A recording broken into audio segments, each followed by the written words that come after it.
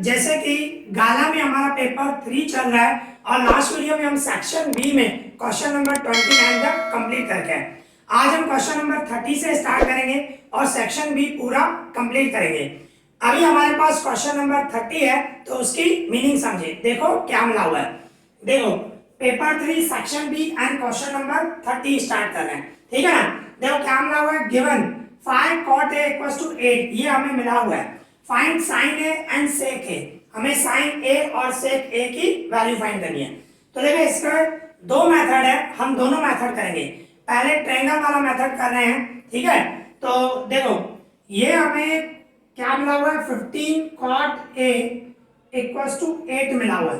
तो देखो ये cot a same cot a same रखूंगा इक्वल्स टू में 8, 15 जाएगा डिवाइड में, ओके 15 डिवाइड में लगेगा। अभी मैं राइट एंगल ट्रायंगल बना रहा हूँ, इस तरह बना रहा हूँ राइट एंगल ट्रायंगल, आप देख सकते हो, जिसमें राइट एंगल जो है कोई भी रख सकते हो, ए नहीं रख सकते क्योंकि कॉट ए मिला हुआ है। ए कंपल्सरी एक्यूट एंगल होनी चाहिए, मीन्स ए या आप यहाँ पे रख सकते हो या यहाँ पे भी रख सकते हो, ठीक है ना। तो मैं अगर जो बी राइट एंगल ले रहा हूँ और ए और सी एक्यूट एंगल ले रहा हूँ, ठीक है ना। तो हमें कॉट ए मिला हुआ है। कॉट ए की फॉर्मूला क्या होती है, adjacent side divided opposite side. तो कॉट ए की एडजेसेंट साइड ये ए बी है और ए की ऑपोजिट साइड ये बी सी है और यहाँ कंटिन्यूस होगा। तो कॉट ए की फॉर्मूला होती है adjacent side divided opposite side. तो कहने का मतलब ये 8 जो हुआ वो ए बी हुआ एडजेसेंट साइड, और ये जो हुआ डिवाइड में वो ऑपोजिट साइड हुआ, ये 15 हुआ, मतलब बी सी जो है वो 15 हुआ, बराबर ना। फार्मूला के हिसाब से सोचना है। और कॉट ए बोल रहा है तो ए के लिए सोचना है। हमारी ये जो ए एंगल है, ए क्या एडजेसेंट साइड ए बी है और ए का ऑपोजिट बी सी है, और फार्मूला होती है एडजेसेंट अपॉन ऑपोजिट। तो एडजेसेंट ए बी हुआ एंड ऑपोजिट बी सी हुआ, ठीक है, इस तरह। फिर अभी क्या करूंगा मैं, इस तरह करूंगा, in triangle A B C angle B is a right angle. भाई एंगल बी जो है वो राइट एंगल है। तो पाइथागोरस थ्योरम से क्या बोलोगे, राइट एंगल की सामने वाली साइड हाइपोटेन्यूज की स्क्वायर इक्वल्स टू जो राइट एंगल बना रहे हैं उनकी स्क्वायर का total, A B square plus B C square, हमारी ये पाइथागोरस की फॉर्मूला, ठीक है। तो देखो ये ए सी स्क्वायर सेम रहेगा और ए बी आपको क्या मिला हुआ है 8 की स्क्वायर होगा, प्लस बी सी आपको क्या मिला हुआ है 15 की स्क्वायर होगा, means A C square equals to 8 की स्क्वायर 8 8 जा 64, 15 की स्क्वायर 15 मल्टीप्लाई 15 225। तो ये A C square equals to दोनों का प्लस करो 289, तो A C equals to 289 square उस साइड जाएगा तो रूट होगा, means A C equals to क्या हुआ 17, ओके। ए सी हमें 17 आया, इस तरह। अभी दूसरा हमें फाइंड क्या करना है, पहले ट्रायंगल में तीनों साइड फाइंड करनी है। कॉट ए मिला हुआ उस हिसाब से दो साइड तो हमें मिल गई एडजेसेंट एंड ऑपोजिट, पर हाइपोटेन्यूज नहीं मिला हुआ है, पहले वो फाइंड करना है, ठीक है ना। तो ये हुआ पहला स्टेप। दूसरा स्टेप हमें जो फाइंड करना है साइन ए फाइंड करना है हमें, ठीक है। साइन ए, अभी साइन की फॉर्मूला क्या होती है, ऑपोजिट साइड डिवाइडेड हाइपोटेन्यूज। तो ए का ऑपोजिट क्या है B C, opposite side divided hypotenuse क्या है ए सी, ठीक है। तो BC आपको कितना है 15 एंड AC आपने क्या फाइंड किया 17। तो ये हो गया साइन A जो हमें फाइंड करना था, ठीक है। दूसरा क्या फाइंड करना है हमें, सेक A फाइंड करना है। सेक A की फॉर्मूला क्या होती है, hypotenuse divided adjacent side. Formulas याद होनी चाहिए आपको कंपलसरी, ठीक है ना। तो अभी हमें सेक A फाइंड करना है, तो उसकी फॉर्मूला है ऑपोजिट डिवाइडेड एडजेसेंट। तो AC जो है वो हाइपोटेन्यूज है, ठीक है, हाइपोटेन्यूज आएगा फॉर्मूला सेक ए की, sorry hypotenuse divided adjacent side, ठीक है ना, हाइपोटेन्यूज डिवाइडेड एडजेसेंट साइड। ध्यान रखना, शायद मैंने फॉर्मूला गलत बोल दी। देखो हाइपोटेन्यूज डिवाइडेड एडजेसेंट, तो सेक ए इक्वल्स टू आपका हाइपोटेन्यूज एसी है और एडजेसेंट क्या है ए बी है, ठीक है ना, एसी डिवाइडेड ए बी। तो एसी आपका क्या है 17 एंड डिवाइडेड ए बी क्या है 8, ओके। तो इस तरह ये हमें साइन ए और सेक ए दोनों हमें मिल गए। तो ये तो मैंने किया पहला मेथड जो ट्रायंगल बना के हमें फाइंड करना है। बिल्कुल इजी है, आपको ये मेथड करना हो ये करो, एक दूसरा भी मैं मेथड करा रहा हूँ, आप वो भी कर सकते हो। ठीक है, तो सबसे पहले वीडियो को पॉज करो और ये आप रफ मीन्स लिख लो, मैं अभी रफ करने जा रहा हूँ, ठीक है ना। तो सेकंड मेथड करने के लिए तो मैं इसको रफ कर रहा हूँ। देखो अभी दूसरा मेथड भी है, वो भी इजी है, आपको जो भी मेथड करना हो इट्स योर चॉइस, आपको जो भी करना हो, ठीक है ना। तो देखो अभी हमें 15, ये पहला स्टेप ही है, हमें मिला हुआ है 15 cot a इक्वल्स टू 8, ठीक है ना। तो 15 जाएगा डिवाइड में, अभी मैं इसको ऐसे लिख सकता हूँ, cot a की फॉर्मूला क्या होती है, cos a divided sin a equals to 8 divided 15। अभी साइन में डिवाइड में होता है मल्टीप्लाई में जाएगा, मीन्स क्या होगा, cos a equals to 8 sin a divided 15, ठीक है। क्या किया, sin a को उधर मल्टीप्लाई में लेके गया, ओके। ये पहला स्टेप। दूसरा स्टेप, अभी आपको पता ही है ये sin स्क्वायर a, ये फॉर्मूला आपको पता होना चाहिए, sin square a plus cos square a equals to 1 होता है। अभी हम वैल्यू पुट करेंगे, cos a इक्वल्स टू ये है ना, तो आप देखो ये sin स्क्वायर a से cos a की जगह पे मैं ये रख रहा हूँ 8 sin a डिवाइडेड 15, ओके, और उसकी स्क्वायर इक्वल्स टू 1। देखो ये sin स्क्वायर सेम रखा प्लस सेम cos a की जगह मैंने ये रखा इक्वल्स टू 1। तो इसको मैं सॉल्व करूं तो देखो ये sin स्क्वायर a प्लस इसको मैं सॉल्व करूं 8 की स्क्वायर करूं 64 और sin स्क्वायर डिवाइड में 15 की स्क्वायर 225, ओके, इक्वल्स टू में 1। अभी 225 इधर क्रॉस मल्टीप्लाई में आ जाएगा, मीन्स ये हो जाएगा 225 sin square a plus 64 sin square a divided 225, okay. क्या किया मैंने, क्रॉस मल्टीप्लाई किया, 225 a को इससे मल्टीप्लाई किया तो 225 sin square a plus 64 sin square a and पूरे का डिवाइड में 225 इक्वल्स टू में 1, ओके। अभी क्या करूंगा, इन दोनों का प्लस 225 sin स्क्वायर है 64 sin स्क्वायर है, तो इन दोनों का प्लस करो तो 289 sin स्क्वायर है, ऐसे होगा एंड डिवाइड में 225 equals to 1। Therefore sin square a equals to 225 divide में इधर मल्टीप्लाई में जाएगा 225 एंड 289 डिवाइड में जाएगा, ठीक है। क्या किया मैंने, ये sin स्क्वायर है सेम रखा 225 मल्टीप्लाई में लिखेगा 289 डिवाइड में, ठीक है ना, इस तरह। तो देयरफॉर ये sin a इक्वल्स टू ये सेम रख रहा हूं 225 डिवाइडेड 289, स्क्वायर जाएगा उस साइड तो रूट हो जाएगा, ओके।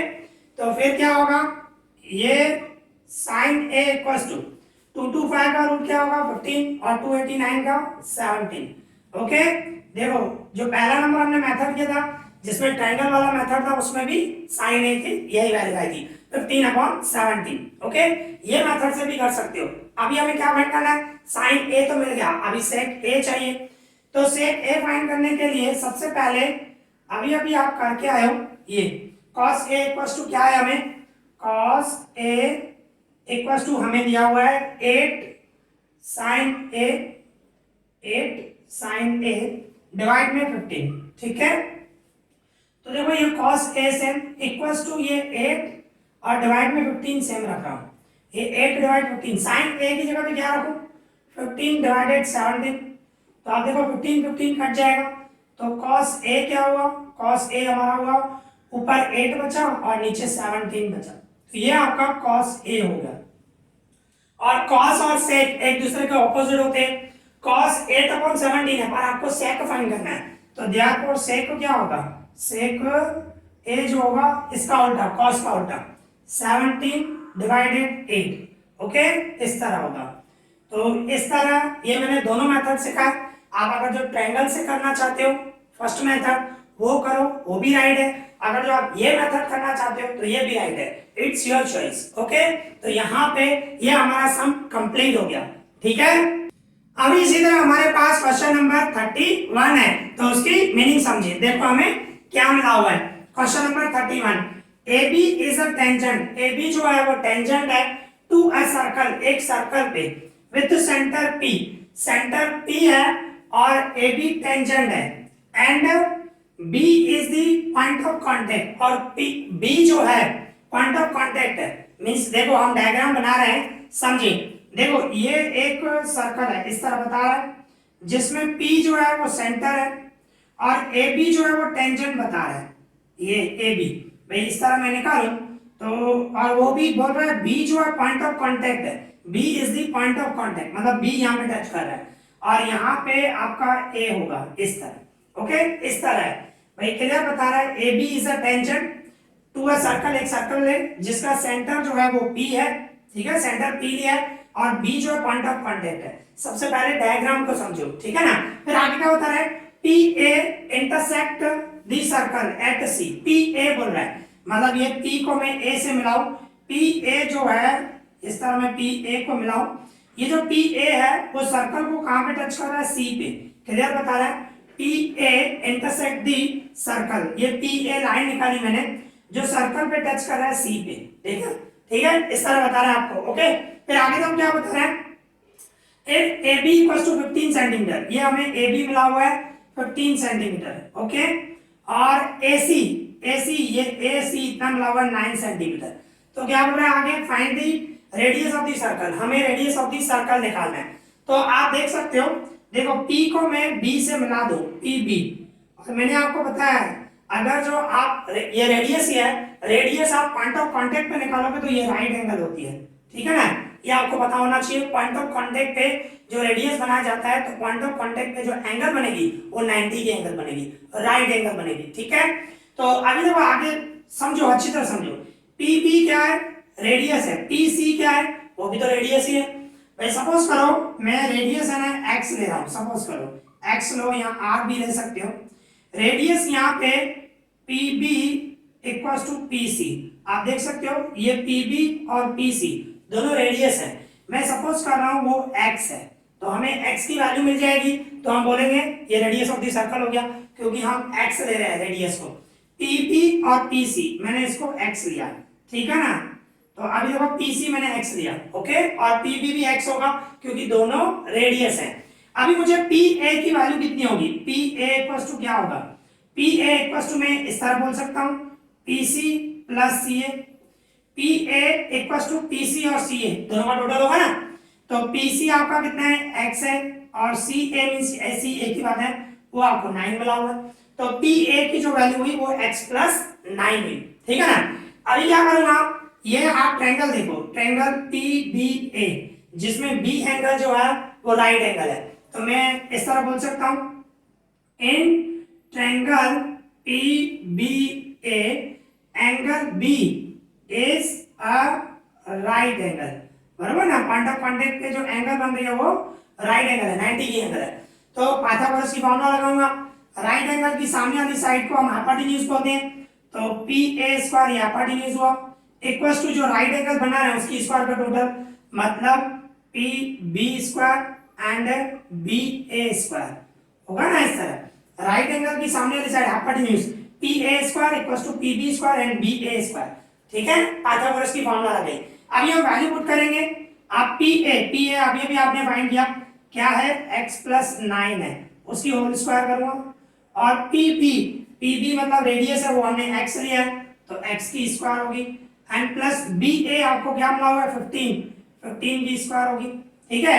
अभी क्या होगा, x प्लस 9 होल स्क्वायर है, तो आपको ध्यान हो तो ये वाली आप फॉर्मूला सीख के आए हो, x प्लस वाई होल स्क्वायर, तो इसकी फॉर्मूला क्या होती है, पहले x की स्क्वायर कर दें, फिर बीच में प्लस है तो प्लस, सबका मल्टीप्लाई कर दें 2xy, ठीक है, ये फॉर्मूला है, आप सीख के आए हो 8th स्टैंडर्ड में, 9th स्टैंडर्ड में, आप फॉर्मूला सीख के आए हो।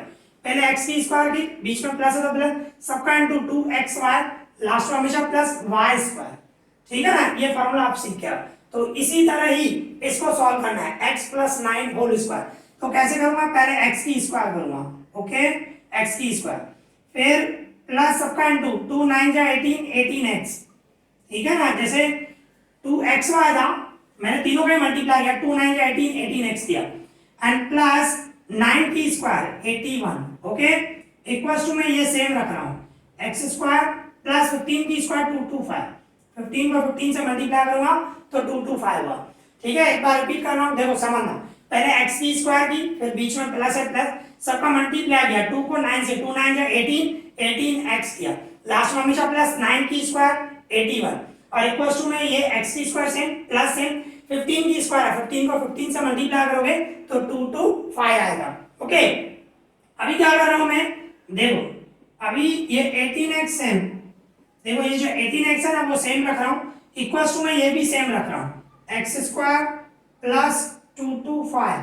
देखो मैंने क्या किया, फिर से रिपीट कर रहा हूं, 18x सेम रखा, इक्वल्स टू में ये भी सेम रखा। अभी ये जो बच गया x स्क्वायर और 81 इसको मैं इक्वल्स टू पे उस साइड लेके जा रहा हूं, तो क्या हो जाएगा, माइनस में हो जाएगा। x स्क्वायर प्लस में है तो क्या हो जाएगा, माइनस एक्स स्क्वायर। इसी तरह 81 प्लस में उस साइड जाएगा तो माइनस 81 होगा। ठीक है, फिर क्या होगा, ये 18x, अभी एक्स स्क्वायर और एक्स स्क्वायर ये प्लस में और ये माइनस में कट, 225 में से 81 में माइनस करूं तो क्या होगा 144। ठीक है, 5 में से 1 गया 4 और 22 में से 8 गया तो 14।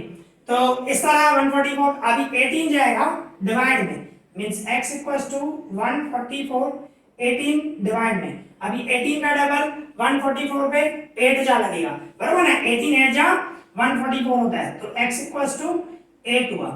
तो x आपने क्या लिया था, रेडियस ही लिया था ना, मैंने आपको बताया रेडियस लिया था हमने, पीबी मींस पीसी और पीबी, ये रेडियस x लिया था हमने।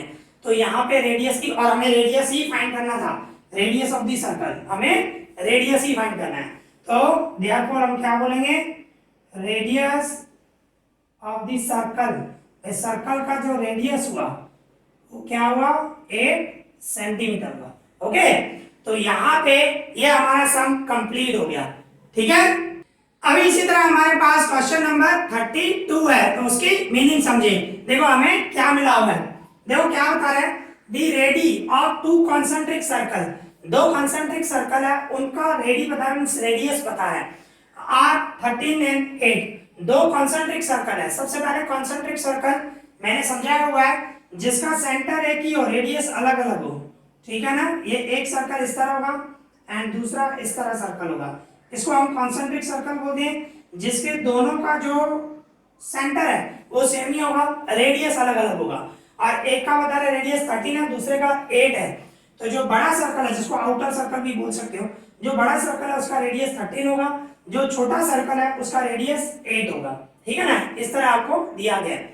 फिर आप क्या बता रहे हैं, अ cord of the outer circle, outer circle मतलब जो बाहर का सर्कल है बड़ा, ठीक है ना, उसका एक chord touches the inner circle, मतलब अंदर के सर्कल को टच कर रहा है। मतलब देखो इस तरह बड़े सर्कल का मैं कॉर्ड निकाल रहा हूं, इस तरह देखो ये हमारा बड़ा सर्कल है, उसका एक कॉर्ड है जिसको हम नाम दे रहे हैं ए बी। ओके, और ये किस पे टच कर रहा है, सपोज करो एम पे टच कर रहा है, तो एम जो हुआ ये पॉइंट ऑफ कांटेक्ट हुआ।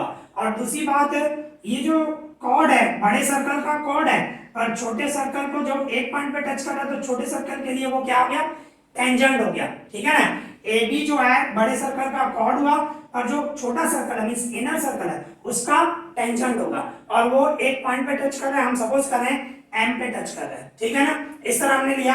फिर आगे क्या बता रहा है, find the length of the chord, तो ये जो AB है, AB की हमें मेजरमेंट फाइंड करनी है, AB जो कॉर्ड है इसकी लेंथ क्या होगी हमें वो फाइंड करना है। तो देख सकते हो आप, देखो यहाँ पे सेंटर का नाम नहीं दिया हुआ, मैं O ही ले लेता हूँ, सपोज करो सेंटर O है, और मैं O को B से मिलाऊं तो ये क्या है, रेडियस है। और रेडियस कौन सा है, बड़े सर्कल, आप देख सकते हो सेंटर से लेकर सर्कल तक ये रेडियस हुआ, बराबर ना, रेडियस है, पर रेडियस बड़े सर्कल का है, बड़े सर्कल का रेडियस कितना है 13, तो OB जो होगा वो 13 होगा। ठीक है, इसी तरह OM ले रहा हूं, OM भी क्या हुआ, ये भी रेडियस हुआ ना, सेंटर से लेकर सर्कल तक, और ये रेडियस जो हुआ छोटे सर्कल का हुआ, और छोटे सर्कल का रेडियस कितना मिला हुआ है 8, तो OM जो हुआ वो आपका 8 हुआ।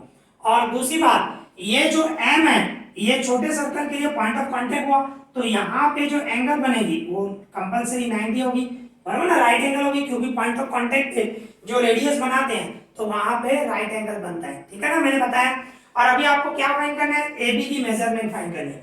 तो अगर जो मैं ये ट्रायंगल लूं, इस तरह सपोज करूं भाई, इन ट्रायंगल OMB, ये ट्रायंगल आप देख सकते हो OMB, जिसमें एंगल M जो है वो राइट एंगल है, angle M is a right angle, भाई एंगल M जो है वो राइट एंगल है, मतलब 90 एंगल है। तो पाइथागोरस की फॉर्मूला लगाऊं, तो देयरफॉर मैं पाइथागोरस की फॉर्मूला लगाऊं तो राइट एंगल की सामने वाली साइड को हम हाइपोटेन्यूज बोलते हैं।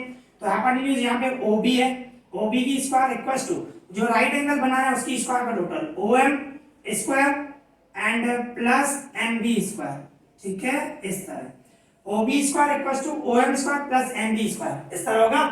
अभी क्या करूंगा, OB की जगह पे मैं क्या रखूंगा 13 B स्क्वायर, OB 13 मिला हुआ है, और OM की जगह पे क्या रखूंगा 8 B स्क्वायर, MB हमें फाइंड करना है, MB नहीं मिला हुआ है, ठीक है ना, तो ये MB मैं सेम रख रहा हूँ। अभी 13 की स्क्वायर क्या होगा 169, 13 मल्टीप्लाई 13, 8 की स्क्वायर 8 जब 64 प्लस MB स्क्वायर, ओके। फिर क्या होगा ये 169, 64 प्लस में इस साइड आएगा माइनस में, इक्वल्स टू में MB स्क्वायर। अभी इसमें से ये माइनस करूं मैं तो कितना होगा 105, ओके।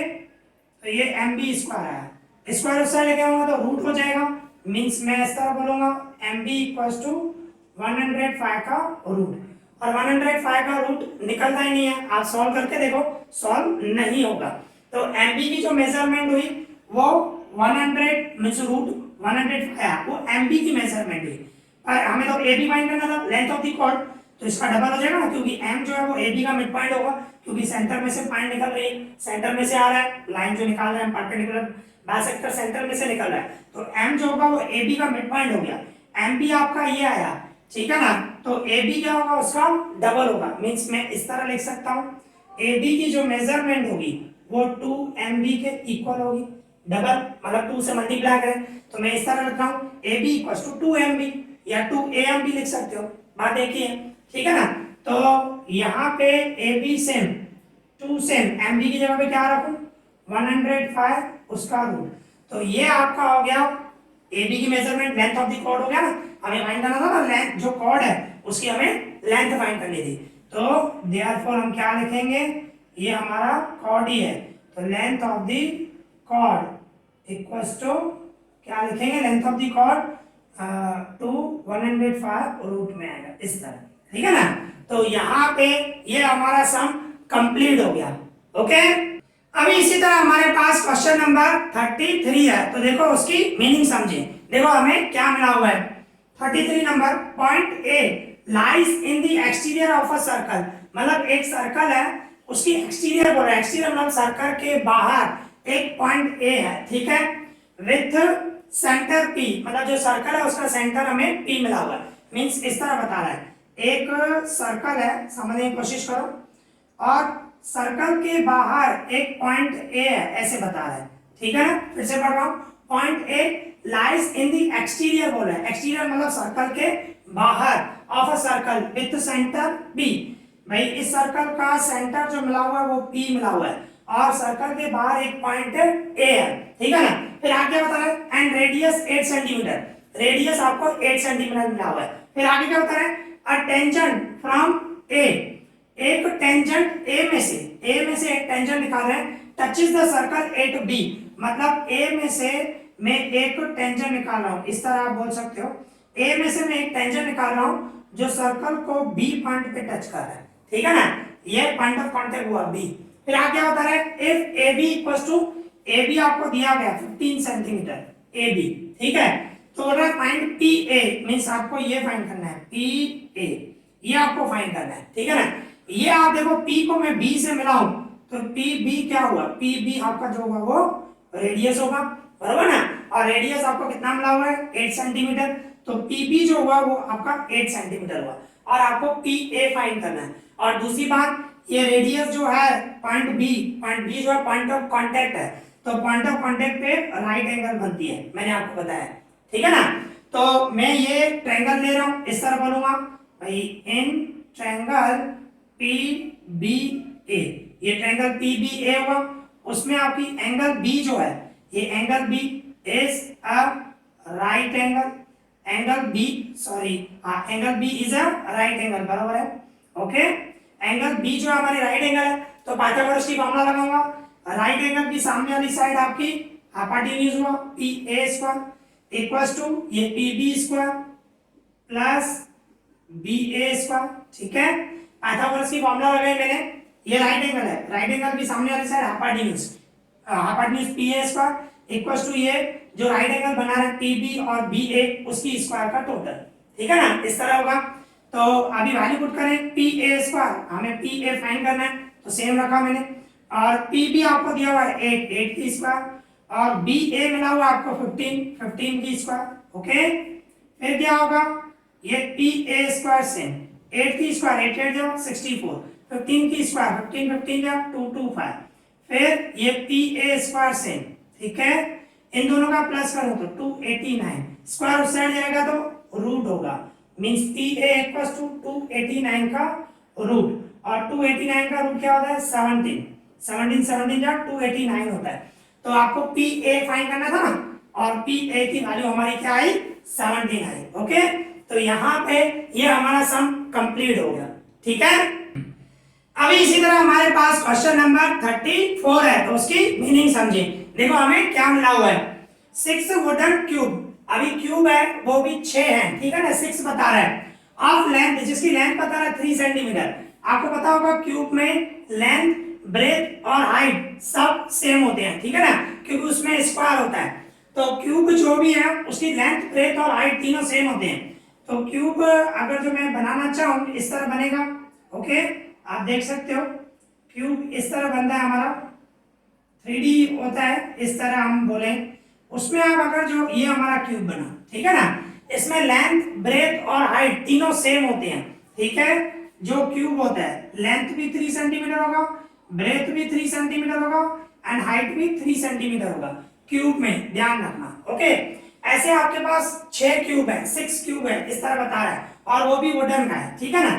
फिर क्या बता रहा है, आर अरेंज, उसको अरेंज कर रहे हैं, 6 के 6 जो क्यूब है उसको अरेंज कर रहे हैं इन अ रो, एक रो में, टचिंग ईच अदर, एक दूसरे को टच कर रहे हैं, फेस टू फेस टच कर रहे हैं। मींस कहने का मतलब ये जो एक क्यूब है, एक ऐसे रख रहे हैं क्यूब को, ठीक है, दूसरा इसके साइड में रख रहे हैं, तीसरा इसे फेस टू फेस मिला रहे हैं, ये तीसरा हुआ, अच्छी तरह बनाना ऐसे, ये चौथा, ये फिफ्थ और ये सिक्स्थ, ऐसे 6 क्यूब मैंने अपने हिसाब से डायग्राम बनाए, अच्छी तरह नहीं बनी है पर आपको समझ में आना चाहिए, मेन वो है, ठीक है ना। तो 6 क्यूब मिलाना है, 1 2 3 4 5 6। आपको ये डायग्राम बनाने की जरूरत नहीं है, सिर्फ ये समझाने के लिए मैं बना रहा हूँ। ओके, जो क्यूब होता है जिसमें लेंथ, ब्रेथ और हाइट सेम होते हैं, अभी हमने 6 क्यूब जो है साथ में रख दिए, 6 के 6 जो फेस टू फेस वो मिल रहे हैं, इस तरह रख दिए। ओके, फिर आगे बता रहे हैं find the total surface area, हमें टोटल सरफेस एरिया निकालना है of the solid formed in this manner, मतलब इसको हमने 6 को मिला दिया ना तो ये क्यूबॉइड बन गया, ये क्यूबॉइड बना, जिसको आप सॉलिड बोल रहे हैं यहाँ पे, आप क्यूबॉइड भी बोल सकते हो। तो ये क्यूबॉइड बन गया, तो ये जो क्यूबॉइड बना इसकी टोटल सरफेस एरिया क्या होगी वो आपको बताना है। तो आप सिंपल समझ सकते हो, देखो एक ये जो इसकी लेंथ होगी 3 सेंटीमीटर, इसकी लेंथ होगी 3, इसकी होगी 3, इसकी होगी 3 3 3, सबकी जो लेंथ होगी 3, और अगर जो पूरा साथ में मिल गया तो टोटल मिला के लेंथ, इन सबको मिला के लेंथ कितनी होगी 18 होगी, बराबर ना। 6 क्यूब है, 3 6 जा 18 होगा, या काउंट भी कर सकते हो, 3 और 3 6 9 12 15 एंड 18।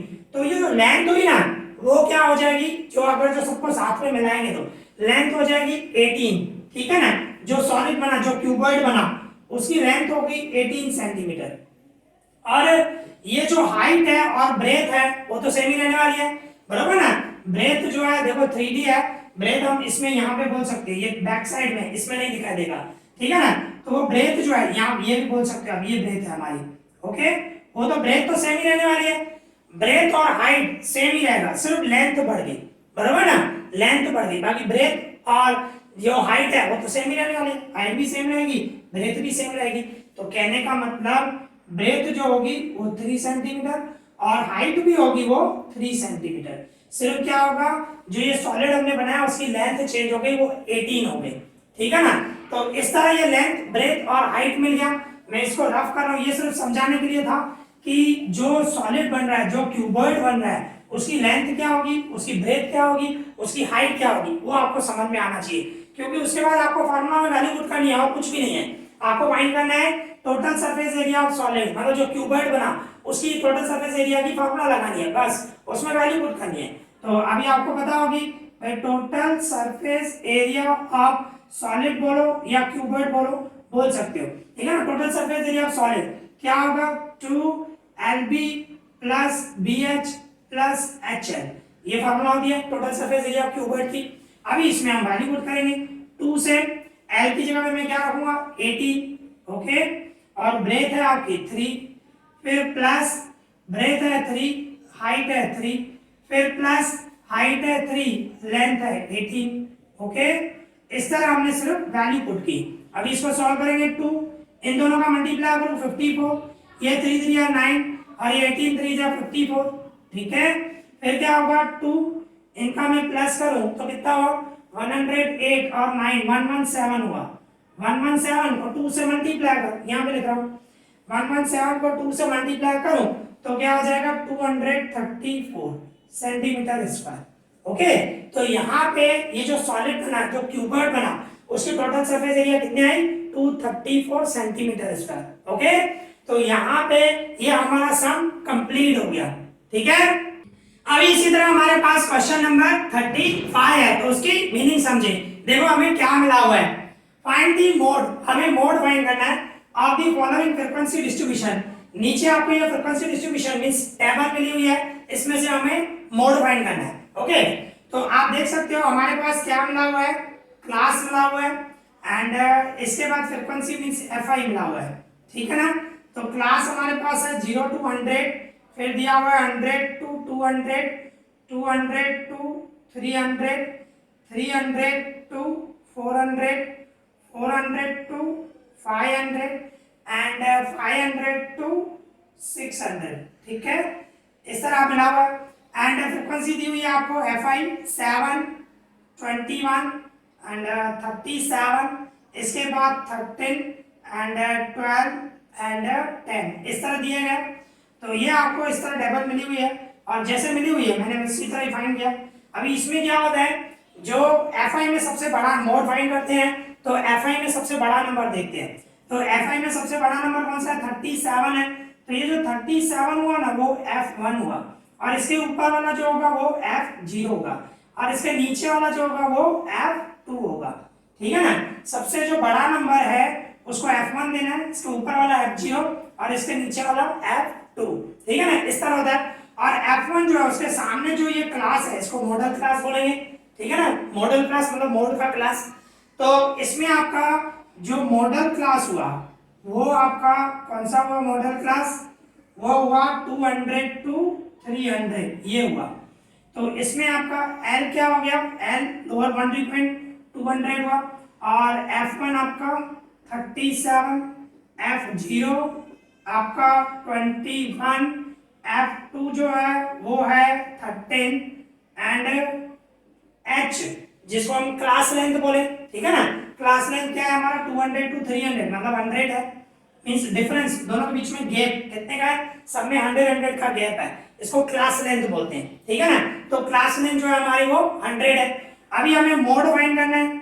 अभी मोड की सिंबल MO भी लिखते हैं, Z भी लिखा जाता है। उसकी फॉर्मूला क्या होती है हमारी, N प्लस हमारी जो फॉर्मूला वो रखेंगे means F1 minus F0 divide में 2F1 minus F0 minus F2 into H, ये हमारी फॉर्मूला, ठीक है। इस फॉर्मूला में वैल्यू पुट करूं मैं, L की जगह पे क्या रखूंगा जो आपको मिला है 200, फिर प्लस F1 की जगह पे 37 माइनस F0 की जगह पे 21 डिवाइड में 2, F1 की जगह पे 37 माइनस 21 एंड माइनस 13, ठीक है ना। वैल्यू पुट की और कुछ भी नहीं किया है।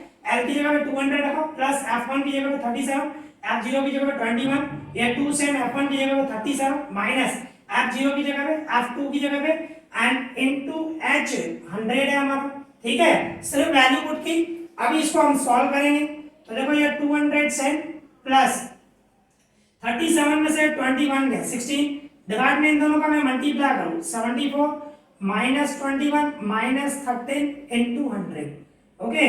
इसके इक्वल्स में 200 प्लस ये 16 से, अभी देखो 74 में से 21 गए 53, 53 में से 13 गए तो 40 हुआ, ओके। 74 में से 21 एंड 13 दोनों माइनस किए, ये इंटू 100 से। अभी देखो ये 0 0 कट, 4 का डबल लगाओ, इधर लग गया 4 1 जा 4 4 जा 16, तो 4 को 10 से मल्टीप्लाई करो, ऊपर 200 और इन दोनों का मल्टीप्लाई 40, दोनों का प्लस करूं तो क्या हुआ 240, 200 एंड 4 10 जा 40, दोनों का प्लस किया 240, मतलब आपका जो मॉड आया वो कितना हुआ 240 हुआ। ओके, तो यहाँ पे ये हमारा सम कंप्लीट हो गया। ठीक है, अभी इसी तरह हमारे पास क्वेश्चन नंबर 36 है, तो उसकी मीनिंग समझे। देखो क्या मिला हुआ है, a pair of dice is tossed simultaneously, मतलब दो डाइस है बराबर ना, दो डाइस को आप साइमल्टेनियसली फेंक रहे हो, साथ में फेंक रहे हो।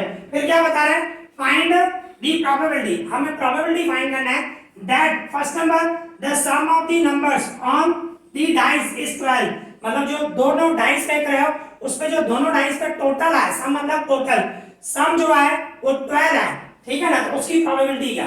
दूसरा क्या बता रहा है, the product of the numbers, जो नंबर्स आ रहे हैं उनका प्रोडक्ट, प्रोडक्ट मतलब multiply on the dice is 12, अभी मल्टीप्लाई 12, ठीक है ना।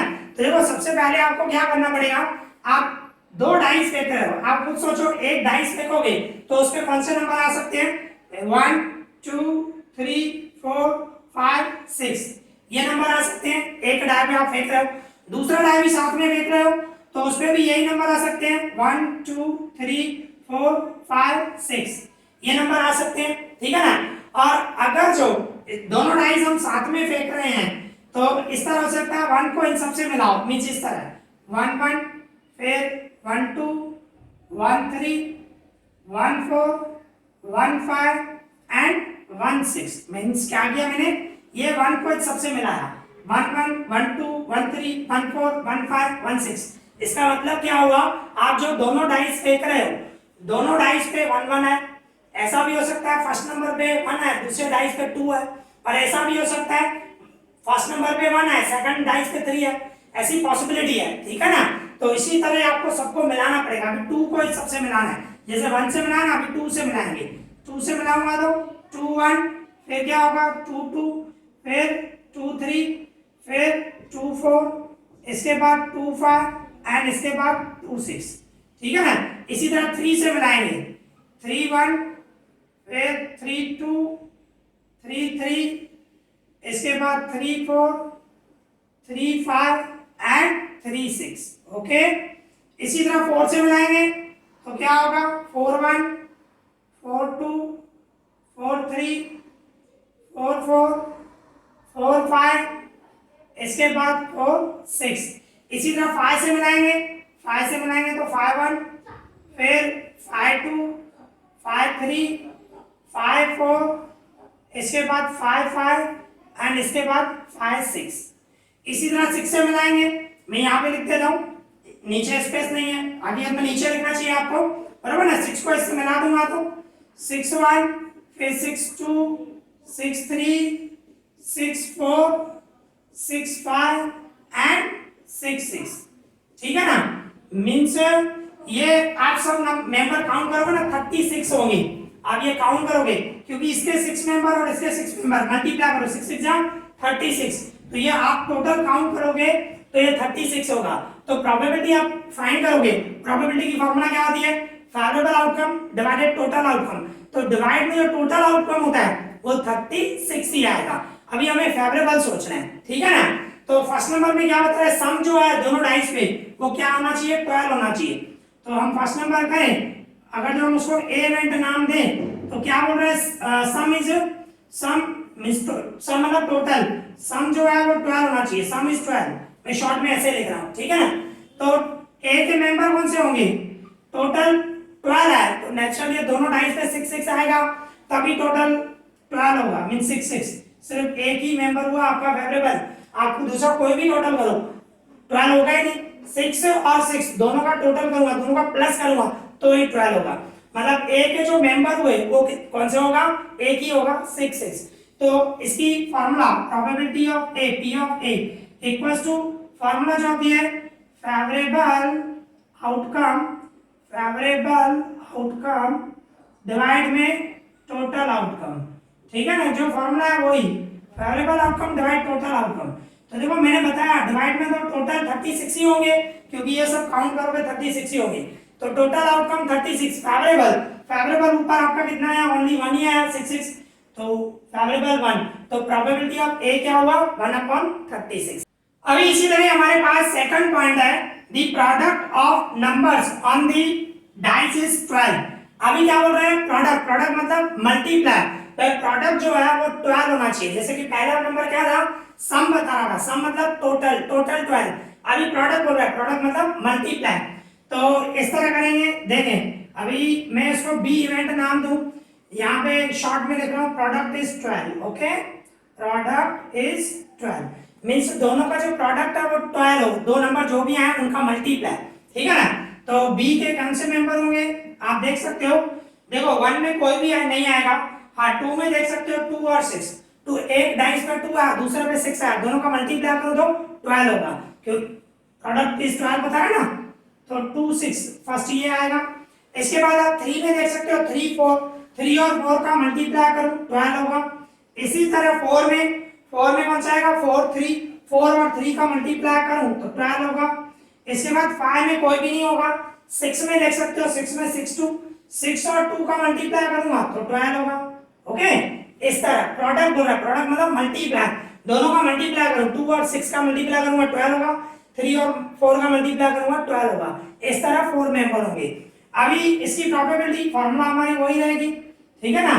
तो ये हमारी फार्मूला है फेवरेबल आउटकम्स, ठीक है, फेवरेबल आउटकम शॉर्ट में लिख रहा हूं, डिवाइड में टोटल आउटकम्स। ओके, तो ये हमारी फार्मूला, तो मैंने आपको बताया टोटल डिवाइड में तो 36 ही रहने वाले, क्योंकि ये सब 36 मेंबर है, तो डिवाइड में टोटल आउटकम तो 36 ही आएगा।